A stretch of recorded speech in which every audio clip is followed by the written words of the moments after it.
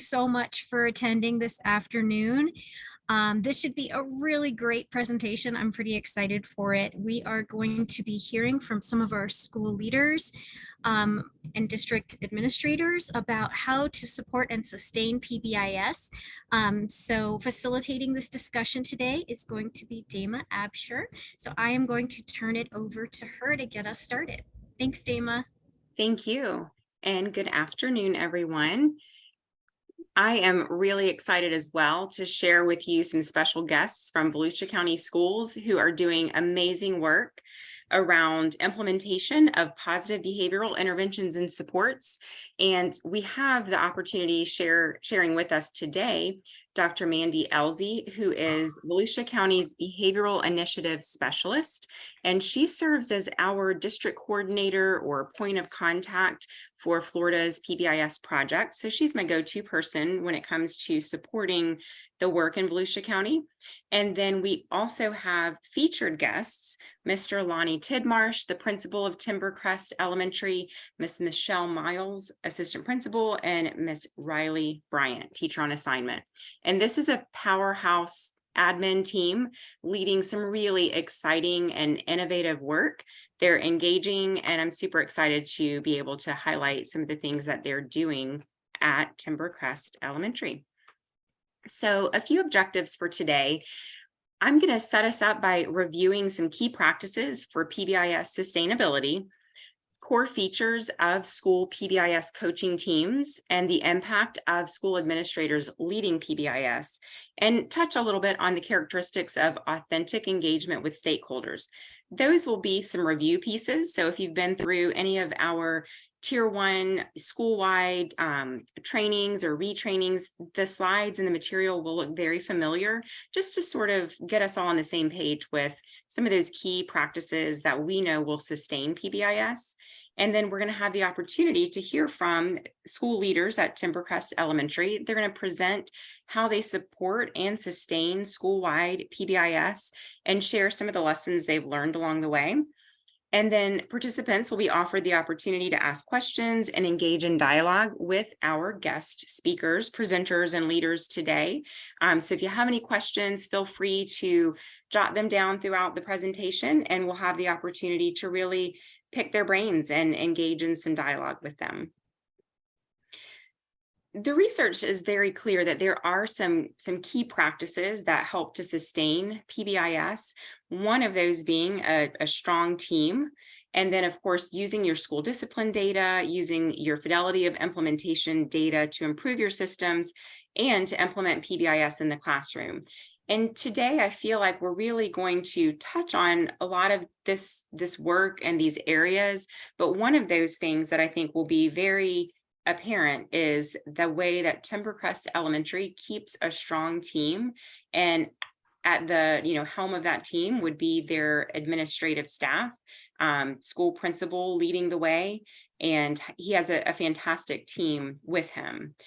And so part of the review, if you will, is around PBIS's coaching team's purpose.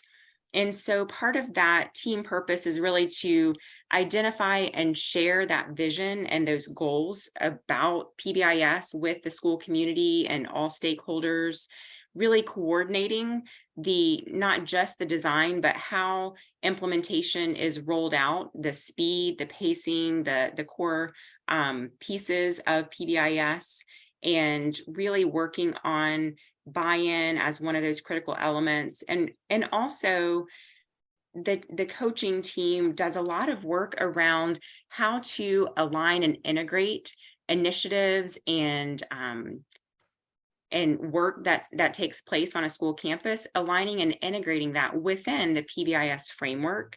And a really solid coaching team does that masterfully, where everything just comes together within the framework in a way that makes sense and is seamless and really integrated and aligned. Also, that coaching team looks at data to identify priorities and uses that data for continuous improvement. And then last, but certainly not least, using ideas from stakeholders, engaging and collaborating with stakeholders, and really considering them as partners in the process. And one of the key themes that you'll note today is that we have to have someone leading that team and leading the vision and supporting the work. And higher functioning teams have higher tier 1 implementation scores. This is just a reminder of our PBIS coaching framework and the different things that really are factored into the coaching team, having, membership with the content knowledge needed, and folks that are really strong with interpersonal skills, communication, and professional development, and having that problem-solving mindset. And this, when we think about PBIS coaching, I wanted to condense the what, the how, and the who, which we're gonna, lead into some of those key players today. But coaching is really that set of activities. So it's not something that just one person is engaged in, but it's really around the different activities that support and build capacity of the school leadership team to implement and align and integrate the work within a multi-tiered system of support. Important that just one member isn't, carrying the load, but that it's work that's shared across a team of folks with skill sets represented around the table. The how is really all about trying to work smarter, not harder, to streamline the teams and the teaming process to ensure that there is a shared purpose and vision and mission. So if you find that there are multiple teams meeting for similar purposes, really strong teams are going to streamline that and really work to align those teams and work smarter. Keeping agendas and minutes so that the team stays focused is, ensuring that action items take place between meetings, and engaging all members. So team members, don't just show up passively, but they have active roles within that coaching team and learn from effective teams. And so when we think about who belongs on that PBIS coaching team, generally there's going to be 6 to 8 core team members, the folks that are really ensuring, that the agendas are set, coming, with data to share and having that analyzed a little bit before a meeting.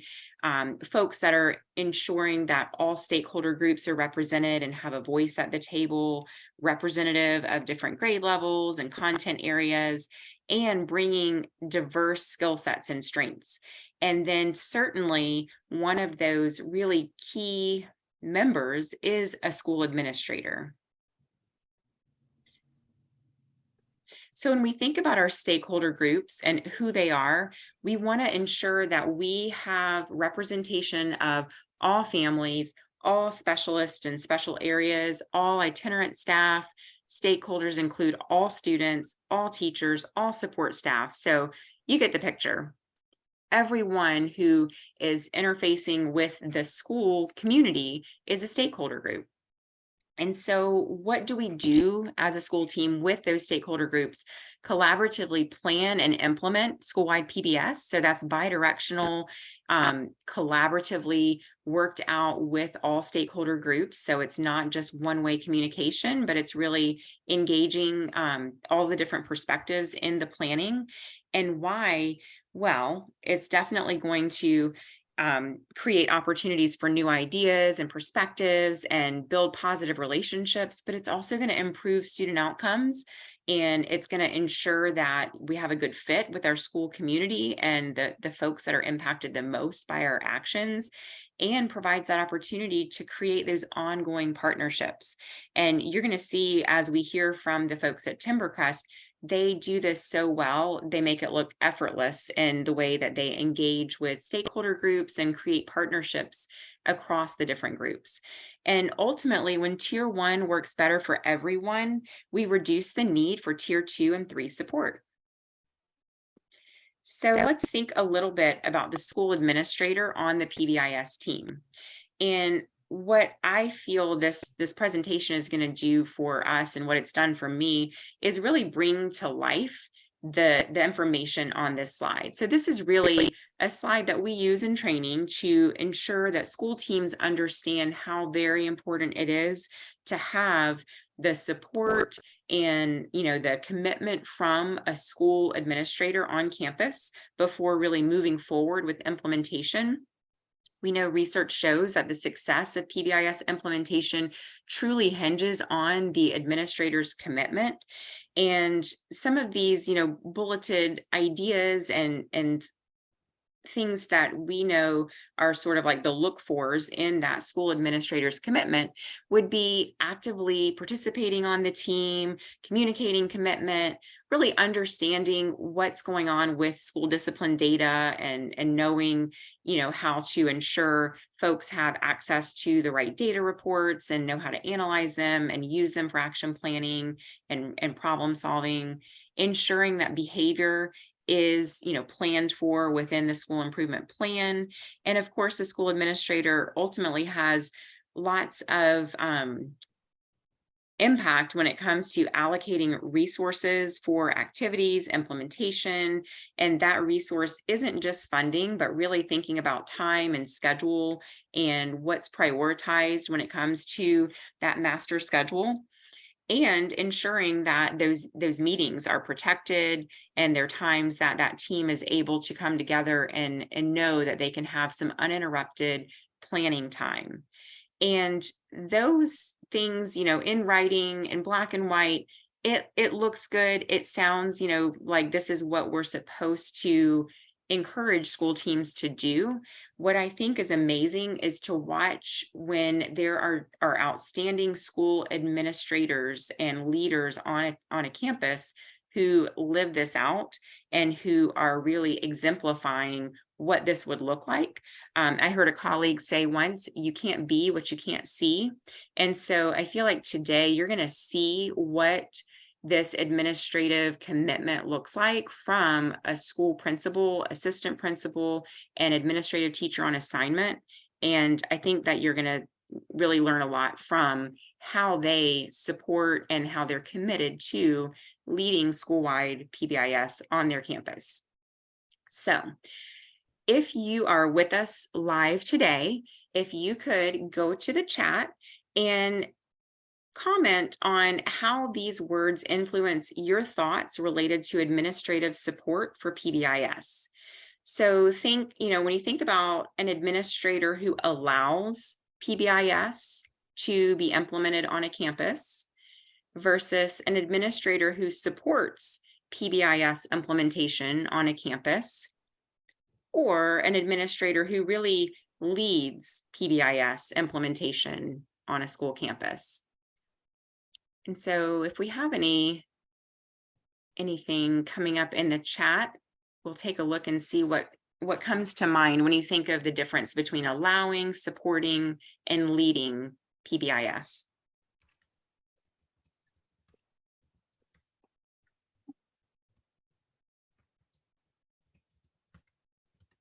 And I'll share what I've heard from school teams implementing PBIS over the years. I've had the opportunity to work with school teams for a couple of decades around this topic, and I have seen school teams that function with administrative support in the way that it is allowed, that a team, is given the permission to attend a 3-day training, participate in that training. They are allowed to implement the critical elements of PBIS, and those things are permitted on campus. And when it's allowed, it's not always something where the time is protected for meetings. It's not always given, time on professional development calendars, but more if you have time, if in addition to, the work that you're already doing, you can do some of these things, you are permitted to, versus school teams who have said, we've got great support, our administrator, really supports and announces and lets us put some things, in the newsletter and put things on the morning announcements, versus what I think you're going to see today, what a team can do when their principal is leading the charge. I'm seeing in the chat, and I'll read some of Got those. a couple things. Thank you. It looks like Brooke Curtis, hi Brooke, she said a leader who is allowing PBIS to exist may be unaware of the practices on campus. One who is supporting gives time and resources to those practices, and then one who leads sets the tone and displays those practices and what they do. Awesome. And Stephanie Martinez, hello Stephanie, she said, I feel that administrators need to do all three of these when implementing PBIS. It just depends on what the topic, task, etc. is going on. Excellent. Amanda Elsie, she says, allows the team and staff to develop ideas, support the process across years, actively leads the team, attends meetings, sharing on social media with families. And Candace Scott said, hi Candace, said, leading equates to making it a priority and taking action steps to ensure it's part of the culture. Awesome. Thank you all for engaging in the chat. And if that's it, I'll go on to the next slide, but feel free to interrupt. One more. Awesome. And then Lonnie said, leading is essential. For PBIS to be successful, it requires buy-in from all stakeholders. Stakeholders will follow a clear and specific vision of the leader.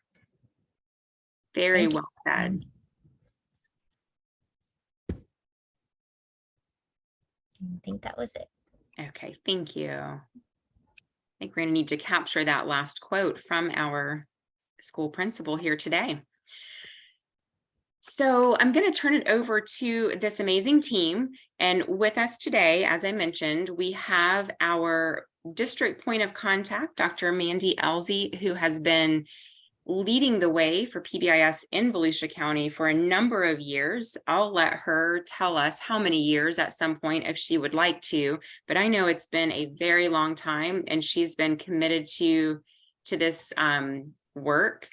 And so much so that we have recently watched Volusia County go from about 20–25% of their schools trained and implementing to a goal of 100%. And we're probably pretty close to achieving that in Volusia.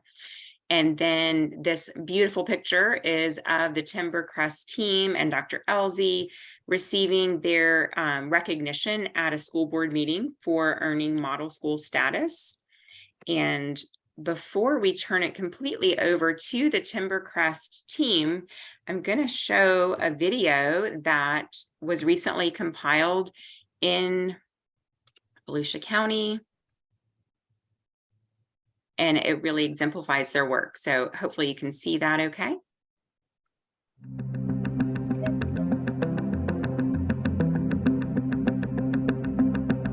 PBIS is a system where if you are responsible, respectful, and safe, you get points, and they sometimes open a shop for you to spend your points. And PBIS is a place where also if you are getting bullied, you can tell someone. If you don't feel comfortable talking to them in person, you can message them on PBIS.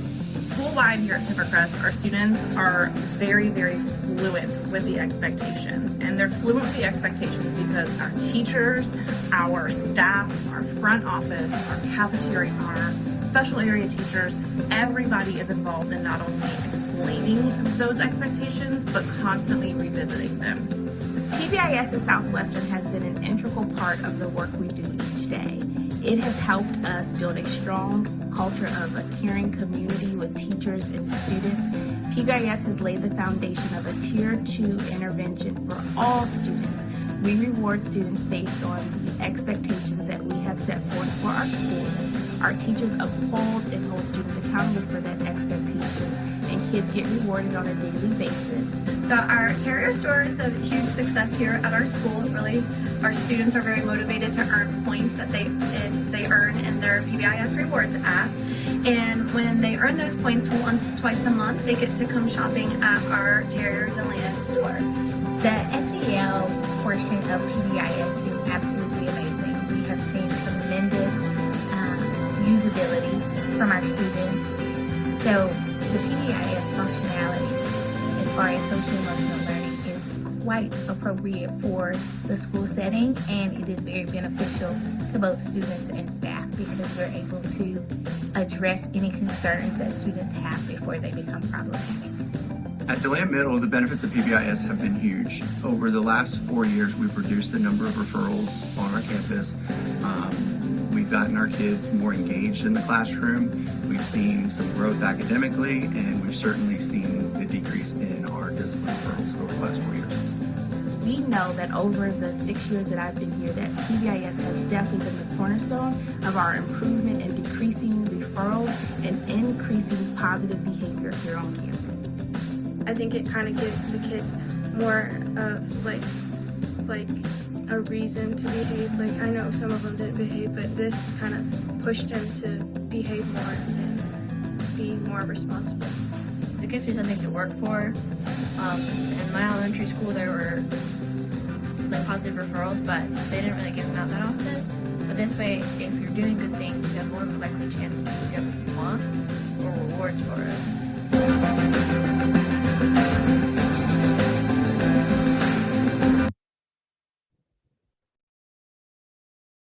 That is fantastic. Thank you, Volusia, under the leadership of Dr. Elsie, for putting that together. Fantastic job. And now we're going to hear from our dynamic team at Timbercrest.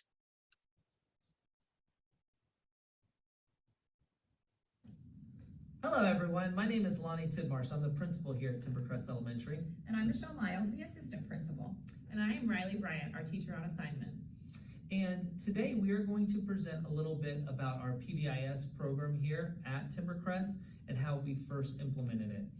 Just to give you a little background on Timbercrest, we are a Title I school with 820 students. We range from a ESE blended 3-year-old class all the way up to 5th grade and have programs ranging from ESE to gifted. We first implemented PBIS in 2016, and we really created a strong foundation those first couple years. And then later, it became so much more successful when we integrated the house system as a support for the PBIS, rather than it being 2 different entities. And we're going to talk a little bit more about that during our presentation. We put this presentation, we hope you enjoy it, and we are going to be available in person after if you have any questions or any things that you would like to discuss. Enjoy!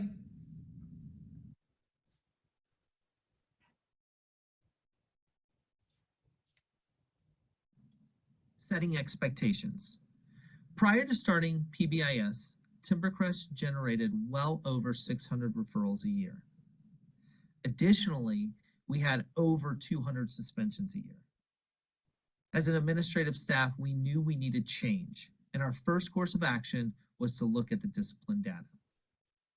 We used the discipline data to determine areas of need based on the types of referrals being written. We were able to categorize those referrals into 3 major categories of infraction: being safe on campus, being responsible on campus, and being respectful on campus. From this data analysis, we created the 3 PBIS expectations here for Timbercrest: be safe, be responsible, be respectful.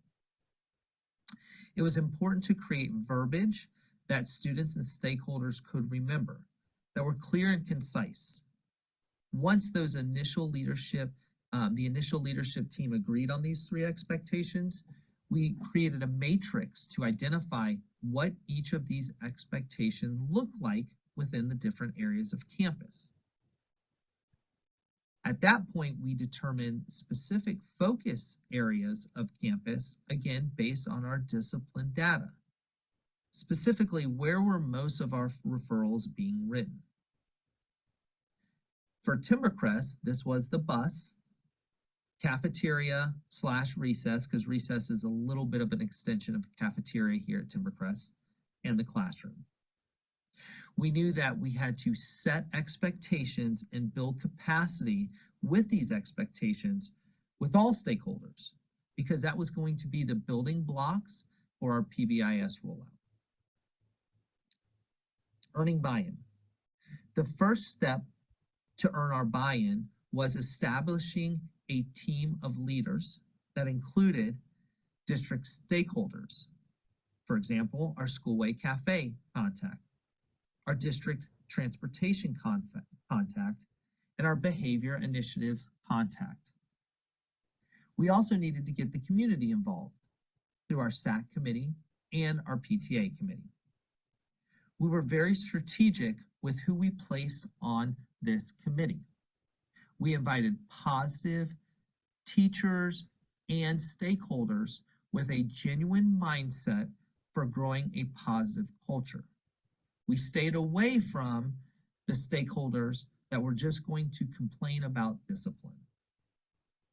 Initially, our first PBIS committee team had 10 members on it.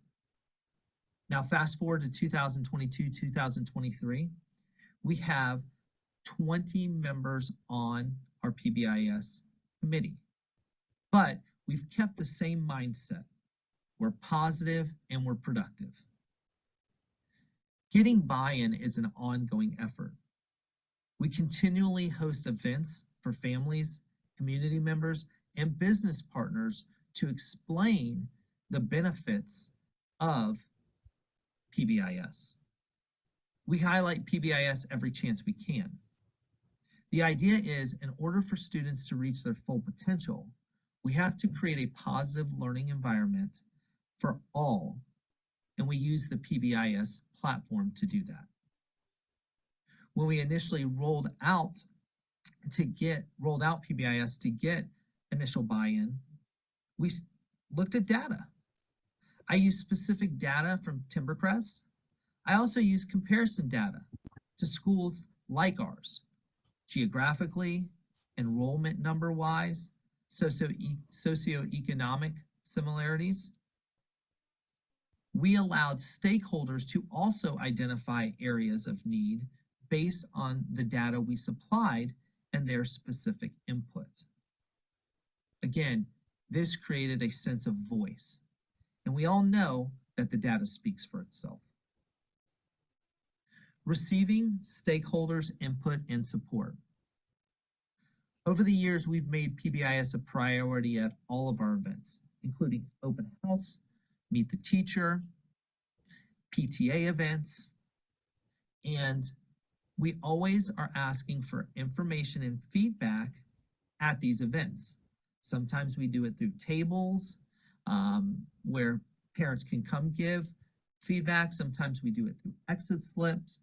But the one thing is, we always keep our communication constant with our stakeholders. We also share PBIS information via newsletters, social media, website, announcement on the daily intercom. We also give regular feedback through our PTA and SAC, and we utilize our business partners. It has now evolved into PBIS being extended at home and outside of school to build capacity, and what we call our at-home challenge. Last year, we started doing the PBIS at-home challenge, where students and families created home routines based on our school expectations of being safe, being responsible, and being respectful. We continue to get a large number of families who participate in this new initiative. Last year, we had over 300 students participate. Now, with that said, we were doing a drawing for 3 pair of Timbercrest Tiger style vans for anybody who participated. We picked 3. But we like to think that the students were just really stoked about sharing their knowledge of PBIS with their families. Preparing our campus.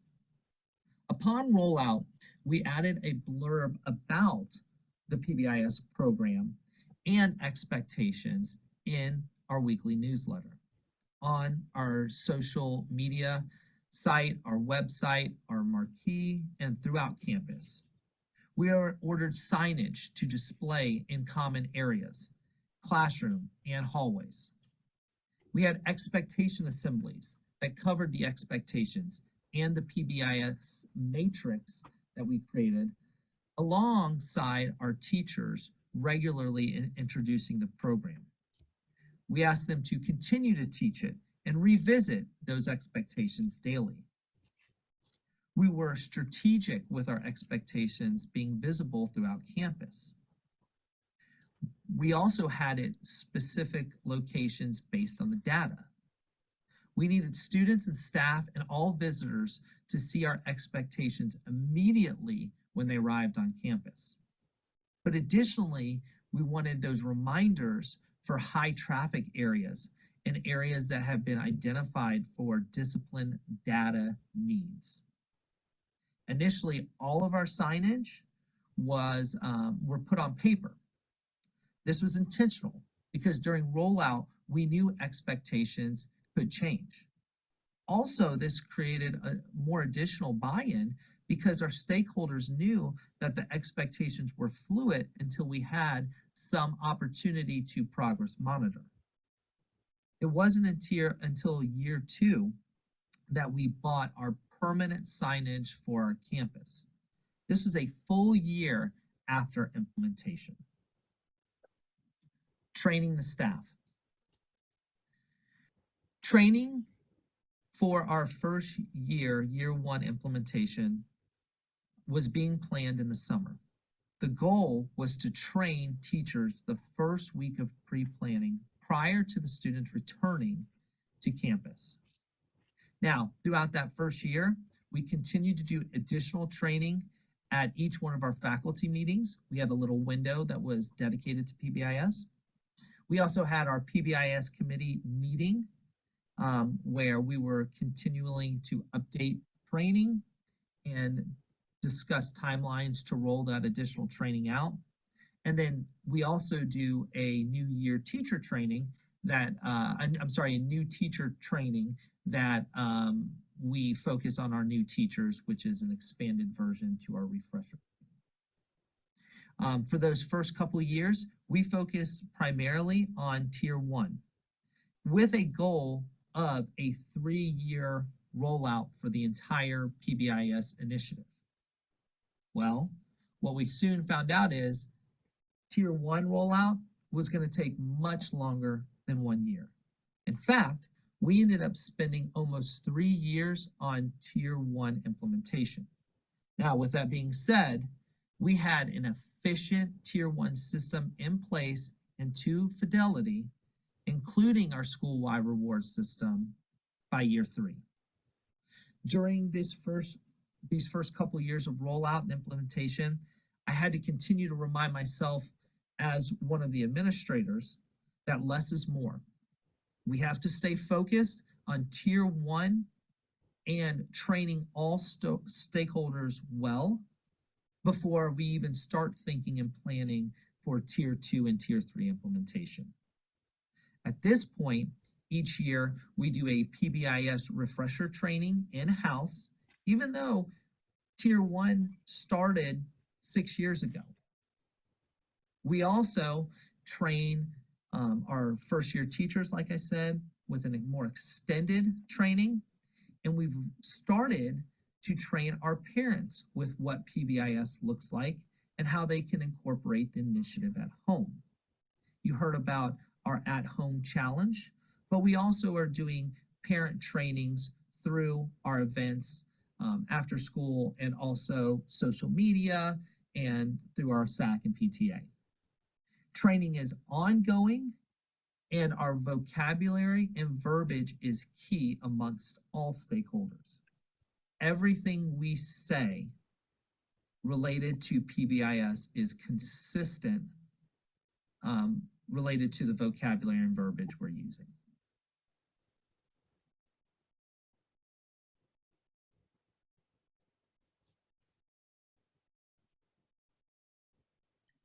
PBIS committee and scheduled meetings. We have PBIS committee meetings once a month, which are held after school. The committee members are paid for their participation, which is funded through Title I. The committee members change from year to year. This allows us to acquire input from all areas of our Timbercrest family. We typically have 20 members on the PBIS committee, and have representation from all grade levels, as well as exceptional student education teachers, special area teachers, English as second language teachers, and administration. Teacher training. Each year, we meet with our new teachers prior to pre-planning. This is a requirement of their teacher induction program. During this meeting, we train them on the PBIS system here at Timbercrest. We provide them with a folder that has all of the documentation needed, including the tracking forms, nomination forms for Tier 2, which will be talked about later, and a descriptive page about what PBIS actually entails. Then, during pre-planning each year, we provide a refresher training to all staff members and provide any updates. PBIS funding. Our PBIS funding is through t-shirt sales. During our first year, we had the college-style shirts that just said our team names on the front and had our PBIS expectations listed on the back. We had these in the 4 different colors for our houses. Each year, we have changed the style of the shirts to recognize the winning team for the year. Doing this helps to ensure that we have sales as students want the new shirts and they purchase the winning shirts. This also helps create a natural competition among the teams. House system. After a trip to the Ron Clark Academy, we decided to implement the house system at Timbercrest. We created a committee of staff who had attended Ron Clark over the years. We then joined it with our PBIS committee to ensure a cohesive support of our PBIS initiative. This assisted our staff with implementation of the expectations, focusing on the positive through rewarding students with house points. It also created a natural competition for students to follow the expectations of be safe, be responsible, and be respectful across campus, including the classroom, the hallways, the cafeteria, and in the common areas. Scheduled rewards. Students earn house points, which are tallied in the classroom. Every Friday, the teachers submit the totals for each house. The house in the lead is announced on Monday mornings via campus announcements, the school newsletter, and on social media. Earning these house points enables the staff an opportunity to reinforce the expectations by recognizing the students who are following our PBIS expectations consistently.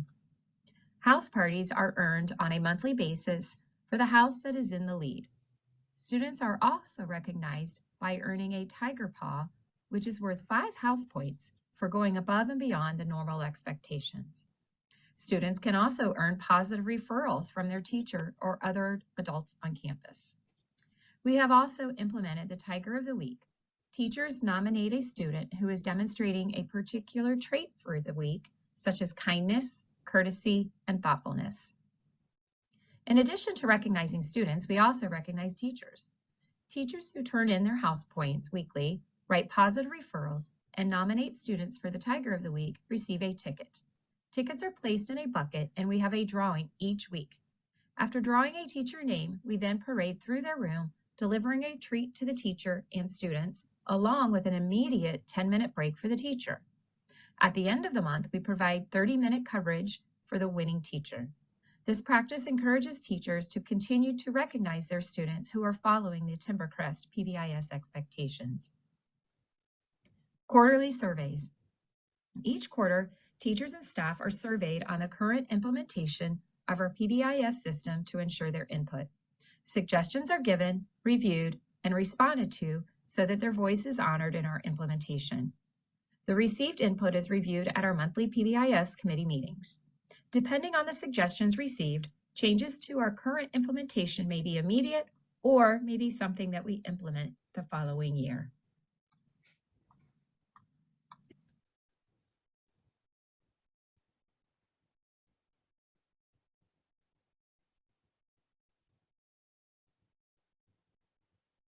We are now in year 6 of implementation of PBIS at Timbercrest. To ensure continued growth of the program school-wide, we want to monitor and implement varying elements. One of these elements is behavior data. Each month, we pull our behavior data as it relates to student demographics, the type of incident, the location of the incident, the time, the response, and intervention provided, along with how each of these compares to the month prior. This data is reviewed at our PBIS committee meetings and sent to all of our staff. We also review discipline data specific to our Tier 2 and Tier 3 students at our Tier 2 team meetings. Each review ensures that we identify and focus on areas of need while also maintaining our attention to deficits identified by the model school criteria. After 3 years of successful Tier 1 rollout and implementation, we decided to add in Tier 2 support for students. This level of support identified students through the Tier 2 identification criteria and a school-based decision tree to provide research-based interventions to students in need of extra behavior support. These students are in grades K through 5 and are identified by their number of PBIS incidents at the Tier 1 level, discipline referrals, classroom observations, and teacher nomination. They can also be students who are currently going through the multi-tiered system of supports process. At the start of year 5 of PBIS, we rolled out our Tier 3 intervention. Tier 3 students are students who have a current exceptional student education or general education behavior intervention plan, receive Tier 1 supports, Tier 2 supports, behavior monitoring and tracking, and extensive collaboration with school and district personnel. Through revisiting student behavior goals, ensuring the data is received regularly to identify if interventions or support personnel should be changed, and our monthly Tier 2 and Tier 3 meetings, we continue to meet the needs of our students at the varying tiers. Our data collection is important for us and for the PBIS and MTSS process. We collect data for our Tier 2 and Tier 3 students weekly. This data is used to track the success of the interventions in place or the need to revisit and edit them, alongside any goal revisions or personnel changes for who supports that student. It is also used in the multi-tiered system of supports process and for our exceptional student education meetings. Throughout all of our Tier 2 and Tier 3, we also ensure that we have a lot of collaboration with the district. Collaboration and communication are truly key in ensuring that our various levels of PBIS support are implemented with fidelity. We work alongside our district's behavioral initiatives team, other schools' PBIS teams, and we regularly attend the quarterly district contact meetings. This provides a platform for communication, collaboration, and monitoring of our own implementation at our school. All of this is in addition to the school-based communication among our staff, our support staff, and any other personnel on campus that happens on a daily basis. To continue with the growth of our PBIS program at Timbercrest, we really ensure that we are hitting the model school requirements. The benchmarks of quality is something we do annually. We also do our PBIS implementation checklist, or PIC, twice annually and have a yearly PBIS walkthrough combining our school staff and our district PBIS staff to help us with comprehensive data that will assist in continuing to monitor and grow the effectiveness of our PBIS program. Over the years, we have earned model school status as a gold recipient twice, a bronze recipient, and also a Resilience Award recipient.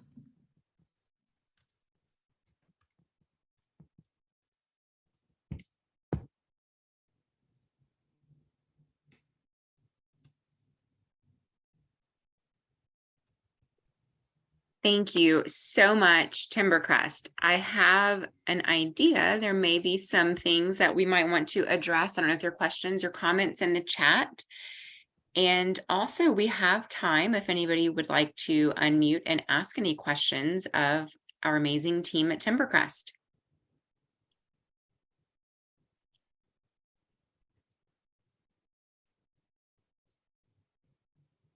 So I'm looking through the chat and it's mostly just kudos to Timbercrest for doing such an amazing job.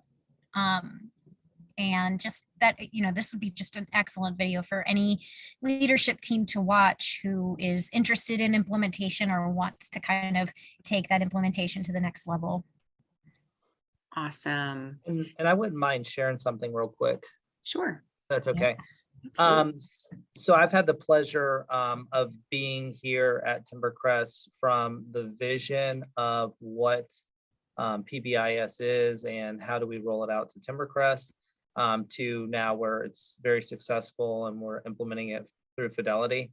And just one piece of advice I'd like to share is, you see a presentation like this, just remember that this is a, 6+ years initiative we've done here. I know it can seem a little overwhelming, and when schools reach out regarding PBIS and the initial rollout, they ask, what's your one piece of advice? And I always say, focus on that tier 1, take your time rolling out, make sure you get that buy-in, and make sure you get that voice created, and then everything will kind of fall in place. But where I see that sometimes people try and do too much at once, and it really requires a strategic and intentional rollout. Just a piece of advice. Dr. Bashir, if I could add on to what Mr. Tidmarsh just said, is that as I've worked with the Timbercrest Elementary through the years, we've been through 3 different principals at Timbercrest since they initially started.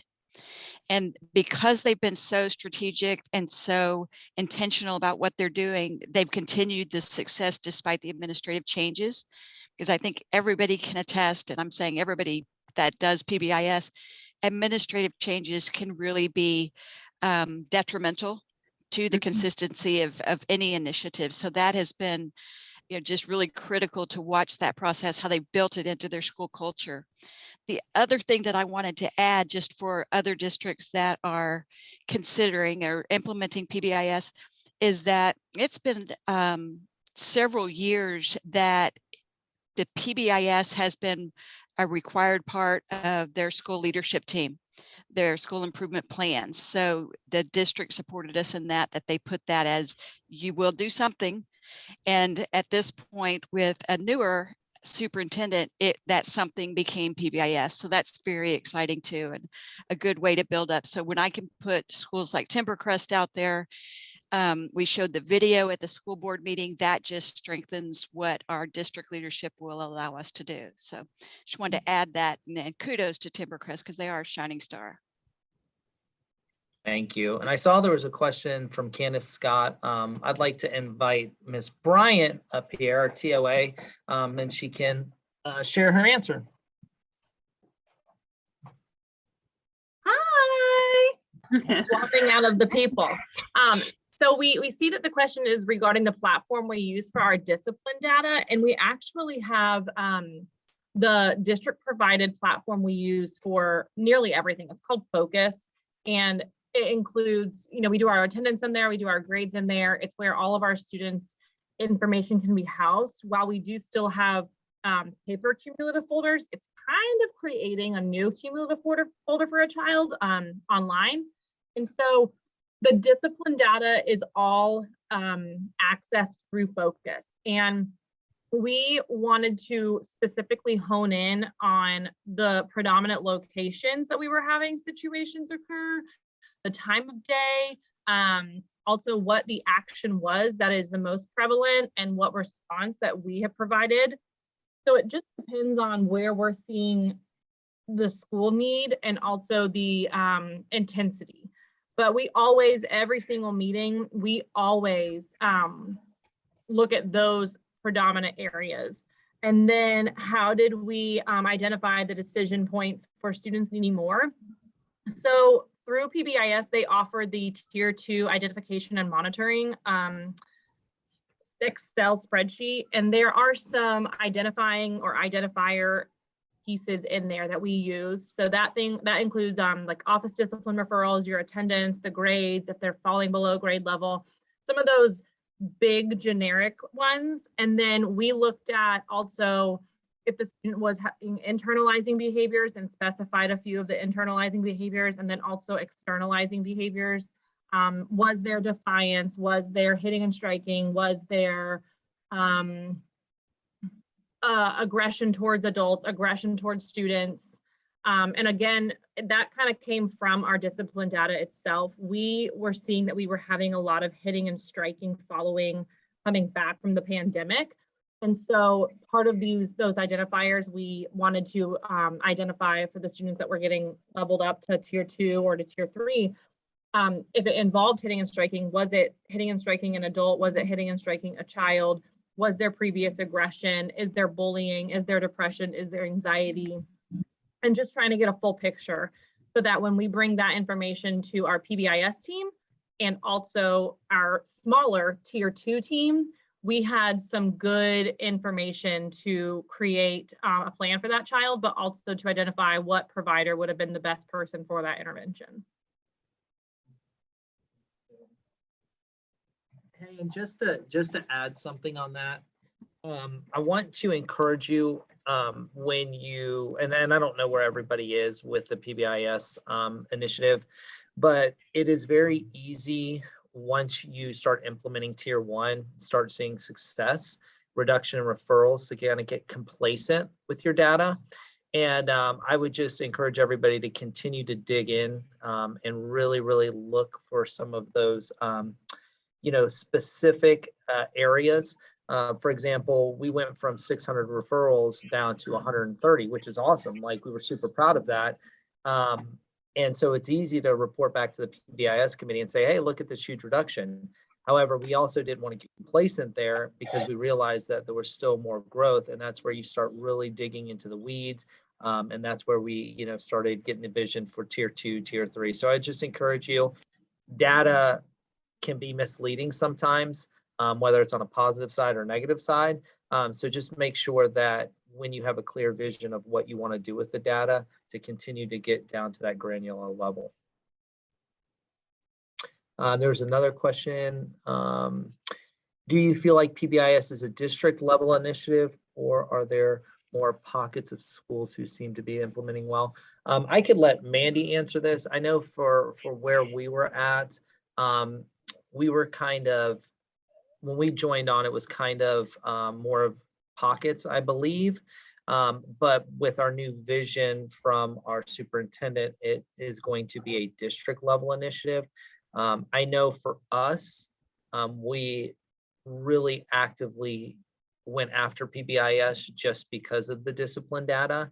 And then once we saw the result, I feel like it should be at every single school, because I've seen the positive that comes out of it when it's done through Fidelity. So Mandy, I won't take your thunder. You can answer the rest of that. No, you're good. You're good. So yes, Candace, to answer your question, last year, our superintendent said every school will be a PBIS school. So this past summer, the 22-23 school year, we trained 53 schools, which was a lot to get 100%. And we're still going to add a couple more charters this year. So yes, it is a district supported initiative that we want to keep going. And when you ask about pockets, Mr. Tidmarsh is exactly correct. It was in pockets, and it was hard to sustain because it wasn't necessarily district supported.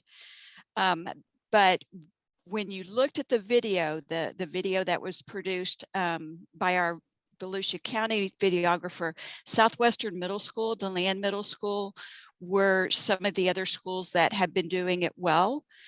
Being middle schools, the behavior can be a little bit more challenging, but it's becoming more and more prevalent with those middle schools, and by allowing us to go and talk with those middle schools, talk with Timbercrest or Orange City, but kind of spreading the word through examples. So that was one of the thoughts behind that video as well, is let's put it together so that at any point we can share with schools, this is what you can see as an outcome of successful implementation of PBIS.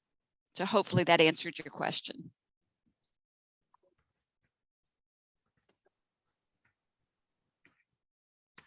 And I see your other question there, Candace. My district title is Specialist for Behavioral Initiatives. And my role in supporting PBIS is this is my primary responsibility within the district, is supporting PBIS schools. So I support all of them.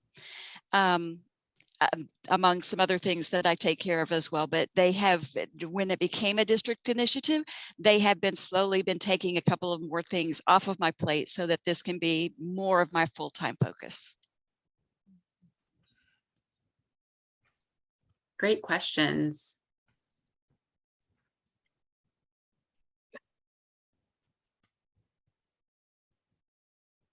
Are there any more questions coming in, or anybody want to unmute?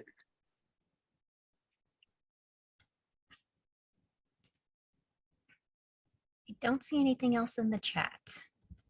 All right. Mr. Tidmarsh, you touched on this, I believe, when you gave some of your, kind of words of wisdom there earlier. And I'm thinking kind of along those lines that, for school teams who they see the great things that are happening and they see the cohesiveness of your team and the energy, and anyone following you all on social media, that's got to be a good recruitment tactic. Because I know when I see the excitement, I would love to come to Timbercrest every day. What would you say to folks that say, well, there's no way that our school could ever be like that, I'm not as charismatic, or we don't know how to get there. I know you touched on this is 6 years plus in progress. Were there bumps along the way, or were there any, kind of challenges that maybe you can remember early on, barriers that you had to maybe work through? Yeah, so, like any new initiative, you've got things that come up, excuses, so on and so forth. Our vision from day one was to create a positive learning environment, using the PBIS platform. And it's helped a lot. I mean, in our current climate, we are in a teacher shortage. And for Volusia County schools, the pay is the same, right? There's no benefit from going to this school to this school. And what we found is that teachers want to work in a place that has a caring and loving environment. And so not only is PBIS a great tool for creating a positive environment, but it's attractive to teachers. I mean, we were the only school that I'm aware of that had no vacancies going into this school year. And I'm not saying that as a bragging point. I'm not saying that as a kudos to me or the administrative staff. I truly think it comes down to the idea that we've created this family environment where everybody feels welcome and it's a positive vibe. And I mean, of course, we've had some teachers, we can't do this, this is too much, blah, blah, blah, blah. But we kept referring back to the data. I mean, if you take a school that goes from 600 plus referrals and 200 plus suspensions, and essentially minimizes that to 100 referrals and less than 100 suspensions, like, what can you say? You know what I mean? It's the data speaks for itself. So my personality on my little mood meter, I'm always I'm very spastic. What do you call me? Hyper, yellow +5, whatever. But our whole admin staff is not that way. And so we all know our niche. We all know what our strengths are. And, we just support each other. And I think it starts with administration from the top, and keeping that clear vision, that clear communication, and then working together to share that vision and that communication to all the stakeholders. And that really kind of eliminated a lot of those barriers that we were anticipating as we were first planning it. That's amazing. I would venture to say that has probably carried over into relationships with family and community. It seems like you have really good engagement with your families too. Yeah, and to be honest with you, I think the biggest changing point with our PBIS initiative, quite honestly, was getting the families involved as much as they are. The families want to be a part of it. A lot of our families were Title I school. They want support at home. What can we do in order to help behaviors at home? And like when we sell our t-shirts on a yearly basis, half of our sales come from parents that want to buy it. And so, you go out into our local community and you see these shirts and people are asking questions, and it just really creates a positive, community outside of the school. So again, a piece of advice that I would give is how important it is to get your families involved, because ultimately, the children spend 8 hours with you a day, but they spend the rest at home. So yeah, that was huge for us as well. And that's why we are so adamant about including families, during our different, and PBIS during our different, things at night, things like that. That is fantastic. Thank you guys so much for sharing. I know we are out of time, and I have no doubt that once this is posted and people start viewing it, it's probably going to go viral and you will have a waiting list of people to work with you. So thank you, Timbercrest. Thank you, Dr. Elsie. Thank you, Volusia County Schools. I believe we have a poll for those that are still on with us to take. Yes, if you guys wouldn't mind just filling out this poll about today's chat. Just a couple of questions there. And yes, thank you so much. That was such a wonderful presentation. And I'm really excited to be able to share this with other school teams. They're amazing. And let me just add before we wind up that none of this would be possible without the support from Dr. Upshur and the whole project. Wow. Thank you all.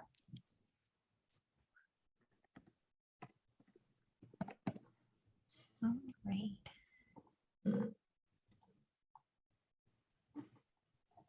Just going to leave the survey open for just one more moment. Everybody have a wonderful day. Thank you so much. Thank you. You all do the same. Thank you, Timbercrest. Thank you, everyone.